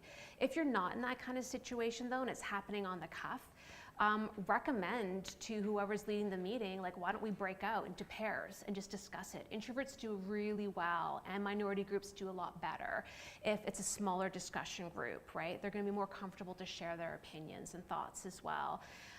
So that then you can discuss it amongst yourselves, and then the more extroverted person can then share back to the larger boardroom, et cetera, as well. Talk to whoever your leaders are and bring this up, right? We have on our male allyship team, they get together and we actually train them on how to like call things out in meetings. Like Stephanie had a great idea. Like I would really just like to elevate, and I'd like to just promote that idea, and I just want to make sure you all heard it, right? So really giving credit where credit is due. So if you want to start, I don't know where you are in your career, but if you want to start, you know, I have to say the younger engineers have taught me so much, and they're the ones that come to me and say, Anya, this doesn't exist, and I'm like, okay, let's go. I might have no clue how to do it, but I've been so inspired. That's why I actually like working at a university, because you have such good ideas around that. But take the leadership to do that. And like we actually do like drama role playing with the male allies, so they get practice in those moments to step up, because it's uncomfortable, and many of them have admitted, oh shush, when you're actually in that moment, and like I'm a male, this is like really hard and uncomfortable, because you'll start getting some of that feedback from people that maybe don't agree with this, and you're like, ooh, I'm getting like 10% of what my female colleagues are. But it also creates a really wonderful bond then with your female colleagues as well. But thank you so much for that question. That was really good. Yeah. Angelique? I think all of you guys kind of touched on the concept when you are an ethnic minority in kind of like a white space, showing up with a particular type of persona. I feel like I can really relate to that. I'm a new grad from the University of Alberta for nursing, and I work in labor and delivery.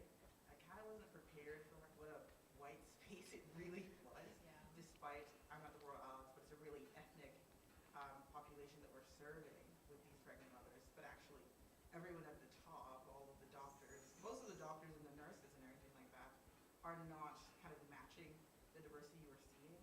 So me just stepping into that space, I really find myself maximum level code switching because you just don't feel comfortable showing up kind of the way you might or you wanted to, and some of the questions you're asked. For me personally, a lot about my hair or things like that, and it's just kind of like, what would you recommend for kind of trying to still be your authentic self in that situation? Because I think that also touches on like the retention. I feel like part of why maybe there isn't that visible diversity in the staff is because other people have felt the way I do, and they kind of just leave because they just feel not supported, and they feel, you know, alienated or weird or things like that. So yeah, I've been thinking about this for a while. Yeah. Well, and thanks for bringing that up, because it is so true. Are you familiar with Dr. Evelyn Asidu? No. Okay, well, I'll connect you with her. So she's a Black PhD student from the U of A, and she actually started a podcast, and also has an article like she wrote in the Macleans, and she really kind of called out exactly what you're talking. She was one of my PhD students that I co-supervised, and it was really very eye-opening for me. We're very close, but it broke my heart, in all honesty, to see, oh God, I always have to get emotional. So, but anyways, she went through some really hard things, and we had at least a high trust enough relationship that she quite honestly told me about all these experiences that she was having. But what's I think very important is for you to have your community, so you can have other, you know, Black women that are in your area that you can talk about this frankly, because you need to be able to vent that. You need to like let that go, and you have to be able to talk about it in a way that's not going to impact your career, etc., and just let it out, because it's very important to purge that stress, because that emotional labor is very true in that masking. I think what is hard, like you said, the authentic piece is how I've navigated, but I'm white, is that it feels so disingenuous for me. It's so hard to not be authentic. It was so exhausting, it wasn't worth it. I used to wear power suits to lecture, and like I'd be sweating, and like it just didn't feel good, because everybody thought I was a grad student, right? And nobody thought that, you know, how could you, and people would be like, how, you're smart enough to get a PhD? Like, I've had the weirdest things said to me, right, based on how I look. And I'm emotional. I've cried in lectures, right? And it's just, I have to be, I'm not happy, but it took a long time. And when I finally was able to let it go, for me, I kind of made a decision in my career that if they're not going to accept who I am, it's not worth it for me to be here. And I kind of came to this point where it just became untenable and too much, and I made that decision. It was hard to make that decision because I had to sort of say, it might not be for me, right? And in academia, it's a little bit different because there's not a lot of job opportunities. You know, at least I'm an engineer and I could go back into the private sector, but getting another academic job is almost impossible. There's so few of them.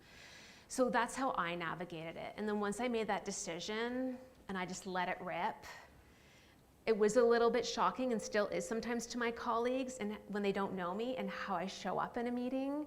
Like I do drop F-bombs occasionally and then I'm like, ooh, probably shouldn't do that. But it's just, it's who I am, right? I'm very casual and I'm an open book. And I'm just like, look, if it's not gonna happen, it's not gonna happen. What's interesting though, is it's amazing when you're authentic, you relax, you become yourself, and you're gonna actually shine, and what you will likely see is your career in the right place will flourish. But it's very important for you to find your community as you're navigating that transition for your mental health and your well-being and your soul. So I'll connect you with Evelyn. I think it'd be a great resource for you. Thank you so much. Yeah. Anything else to add? I just love the advice you just got. Yeah. That was so good. Sitting. It's hard to be the only. It's hard to be the only. And it's like it's a systemic thing. You're absolutely right that the reason there aren't other Black women in your field is because the ones that came before you didn't see others, and just like you are. So it's hard to be the first and it's hard to be the only, but I totally agree. Like you have to be your authentic self or you won't be happy. You won't be happy, and you just got to make the best decisions for you to do that. A little sidebar story.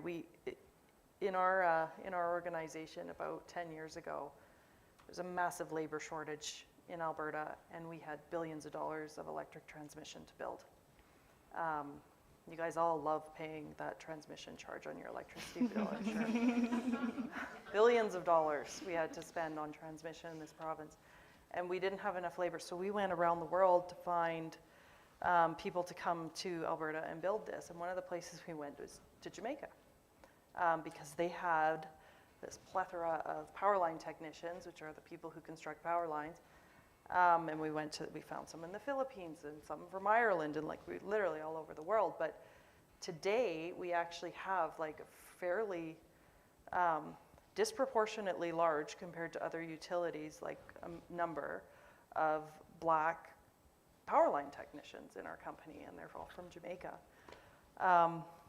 And one of them we sent to Yellowknife, which sounds kind of cruel to come from Jamaica to Yellowknife, but he actually, first it was Drumheller and then Fort McMurray, and then, anyway, one of the things he struggled with is that there's a very high Indigenous population in Yellowknife, followed closely by a lot of white people, but there's not a very large Black population. So, but he did exactly what the advice you got was, like he went and found his community, and he went and found the people that were like him that he could talk to, and that he could, they could, have their cookouts and eat the food they like to eat, and where, all those things that are important to you. So I just think that was wonderful advice to kind of just seek out that community for support. Yeah, I know we had one more question. Yeah? Oh, yeah. So I'm a woman in technology, in the field of technology, and heavily male-dominated field. Oftentimes, and I heard this common theme around the three of you shared today, finding allyship, whether it's with men or females, that doesn't exist in my world. So you are finding a male to either report to, or you have a CEO or a CTO or whoever is there is a male. How much of where you guys have gotten into your careers has actually been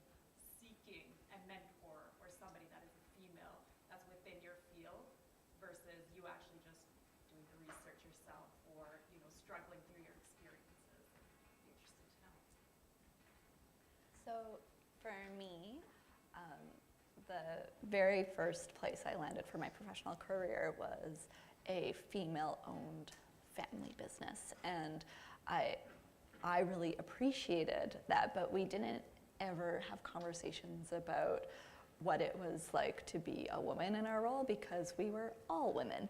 And so that was like my first piece. Is in hindsight, I really lucked out. But as I've been in this role, one of the things that's been really interesting is having a male leader who's willing to have those conversations and to see where that comfort level is on mentorship or the difference in our work. And so I don't know if any of you use the washroom today, but here at AMII we have menstruation stations because we were the first organization to sign on to the United Way's period promise last year. I have known my CEO for 10 years, but we really have only worked closely together for 2 years at that point. And we were having to have conversations about menstruation, like at an executive table where it was like, I don't think this is a problem anymore, and I would list all the reasons. And then like that he was talking about it in the lunchroom with all the staff, and I was like, oh, this is different because the roles of mentorship almost switched, and it was fairly seamless because we had built trust in other ways. So that I learned so much from him on a daily basis about product development and AI, but then also stepping into that space as there's a reporting structure, but we're peers in some ways on how we can contribute to that relationship. I've never had a formal mentor, but man, am I asked to be a mentor so often, and in lots of different shapes. And I've found that really formal systems, the power dynamics are really intense. And so I think if you're thinking about mentorship or what you're wanting out of that relationship, it's all of a sudden another relationship that you're managing the power dynamics in, especially if your mentor has access to a really wide network of people and companies that you're interested in. So almost like our work integrated learning opportunities, if you're hungry for like advice and guidance and dialogue, I would try on lots of different ways of how that works, because I know for me, a formal mentor wouldn't be the right fit, but I need a wide network of people to go to for different things. And so Edmonton's Next Gen is no longer a committee of the Council of City of Edmonton, but that was a huge opportunity for me to get counsel, connections from that kind of really close peer set that I have found way, way more invaluable in my career than applying to specific mentor programs and having that formal relationship that kind of honestly sometimes feels the same as your supervisor at work. So my boss has always been a man my entire career until I reported to the CEO of the ACO Group of Companies, Nancy Southern, who's like, she's got a wonderful story. So I get what you're talking, like it's just a sea of men who can I relate to be my mentor. And I, like you, I've never had like a formal mentor for myself. I've had some people who kind of informally I formed relationships with who were good mentors for me. Some of them were men. One was a woman, and through our relationship, we actually became mentors to each other. Like the thing that she helped me with was totally different than the thing I helped her with. But there's also like, you can go, if you can't find that within your organization, you can go external to find mentorship supports. Like, I don't know what industry you're in, but in the energy space, there's an organization called the Western Energy Institute, and it's a big, there's member companies, and our company's a member of it, but it has, within all of the things it does, a Women in Energy program where people can sign up to be a mentor, and people can come and say, hey, I'm looking for a mentor in my industry. And it's just like a big matchmaker program. So things like that do exist out there. It might be hard to find them, but they do exist. Are you in like, when you say you're in technology, you're in IT? Yeah. Yeah. Vice President of IT for Aqua Electric is a woman. They're out there, they do exist, and they want to help. They want to help you. So like through industry associations and things like that, might be a way for you to get connected with other people. Awesome. Okay, one last question. Yeah. Similar to the previous question, I also work in technology IT specifically. Heavily male-dominated, probably a tremendous understatement. What can we do to, for lack of a better term, normalize EDI initiatives? I go to industry conferences that have EDI panels, and this may surprise you, the only attendees are women or minorities. And that is driven, and it is not getting the 18 to 45-year-old white men into the room to have these conversations. So when I attend those sessions, I'm alone in my demographic. I can bring this to my group and expand where I can. But reaching out, like Melanie said, to high school students, bringing women into it, how do you escape this room, which is also heavily female and minority populated? What can we do to improve that? Say that as if you can do it all, but what suggestions would we have to bring it out of this room? Or bring other people into this room as well? Yeah, like what you're talking about is allyship, right? Like, so, like gender inequity is not a women's problem.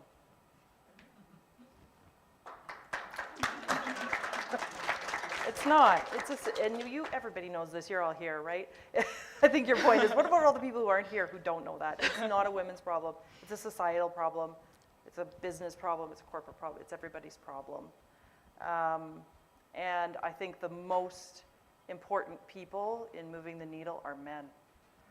Like, they're men. Like, you have to go to the thing and you have to stand up. Like, you're the only man in a room, which probably happens often.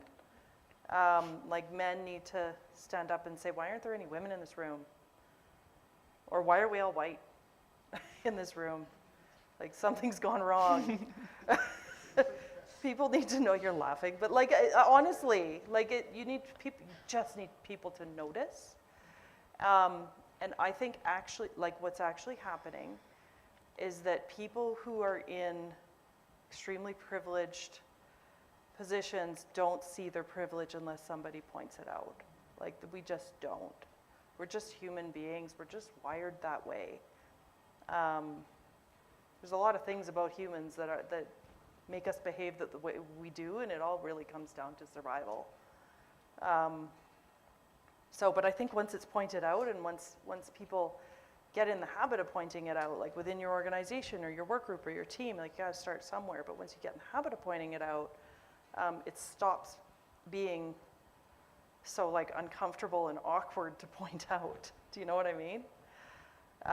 So I don't know if that's helpful for you, but you just need to keep showing up and telling your friends and pointing it out and being that ally, because without allies, it can't be done without allies.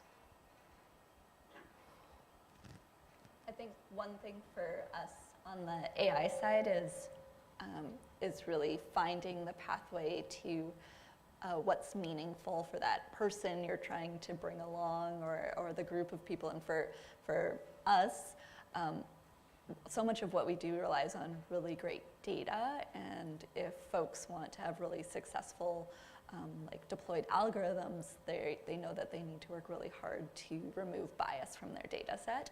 And so sometimes the process of like, what's the path into greater focus on EDI or commitment to EDI is really that dialogue around like, well, what's most meaningful to you in your work, and how does it get so much better if this room looks different than it does now?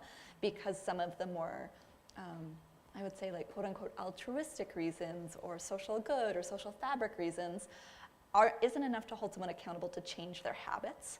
And what we're asking people to do is change their habits. And so finding through dialogue what's the most meaningful part of their work, and finding the specific ways that a change to the makeup in the room and the people that you talk to makes that better, often is a path forward, but it's a lot of work. And again, it comes down to repetition. So it's not the do it once, it's that it's part of an ongoing dialogue or questions about like, how is our work successful? How do we hit a KPI faster? if we change kind of how we approach this work. And I find, especially for more analytical thinkers, that's been my path forward to that conversation. Because all the other stuff really does matter, but if it's not resonating, it's not going to change a habit or a behavior. I think why you find that women always come to these is because we need a sense of community. We need a safe space where we can talk about things and really lay it out. You know, these things aren't always meant to be a place for people to get males to get an idea to then make change. It's to create that sense of community so we can talk about it, because we need that. With the males that I work with, and engineers or like tech, tend to be very doers and want to fix. And one of the most powerful things you can do is to just sit and ask a female colleague, how is she doing? And build a high trust relationship with them and find out what they need to be successful, and then do the work to help that.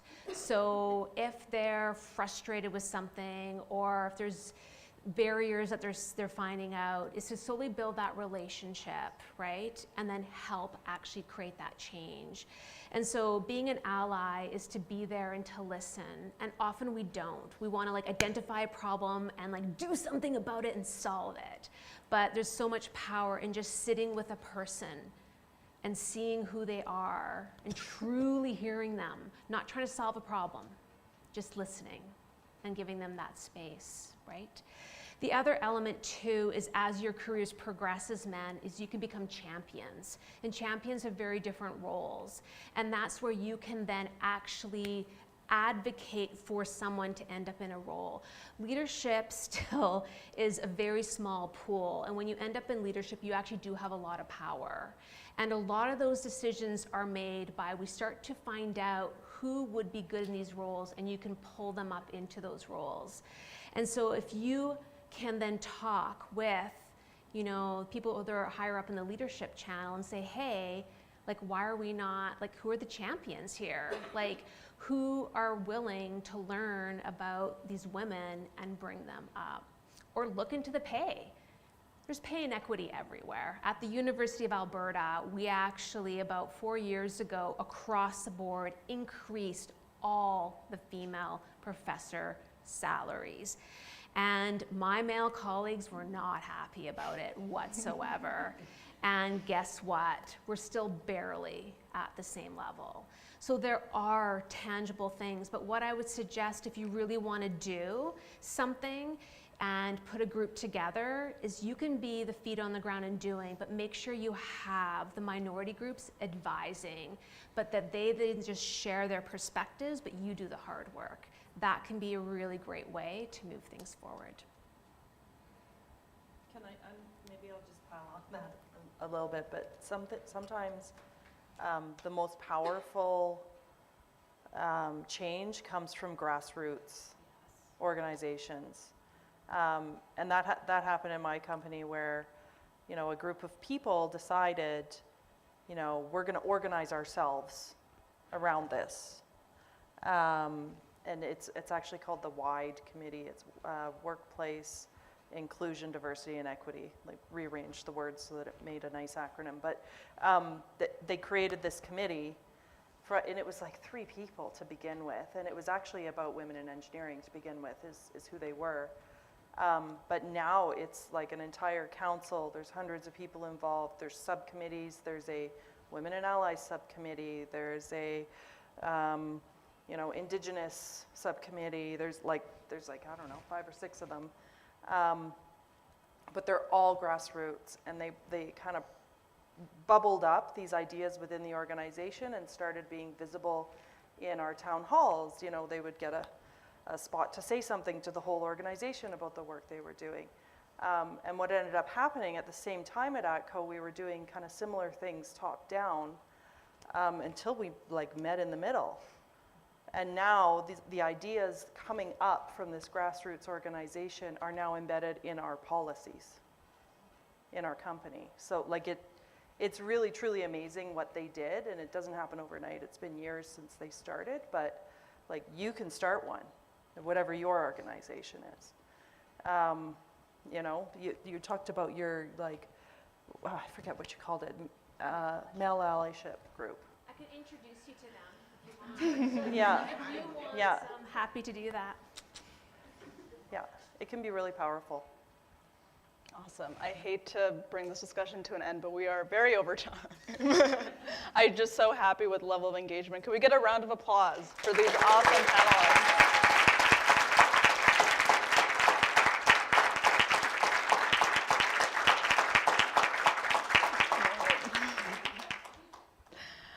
I know for me at least, like it's always so refreshing being in these spaces, and Anya, you touched on it, but I feel like I get to take the mask off, you know, and just get to listen to these stories and be honest and be vulnerable, and I really hope that this event was that space for you as well. As a small token of appreciation, we do have some small gifts for each of you and for Councillor Wright for her opening address. And so, my amazing co-chair Ariza is coming. It is a puzzle designed by Dakota Sioux artist Maxine Noel. So Maxine titles the art piece Not Forgotten, highlighting the mothers, grandmothers, sisters, aunties who came before us, the women whose lives impact us long after they're gone.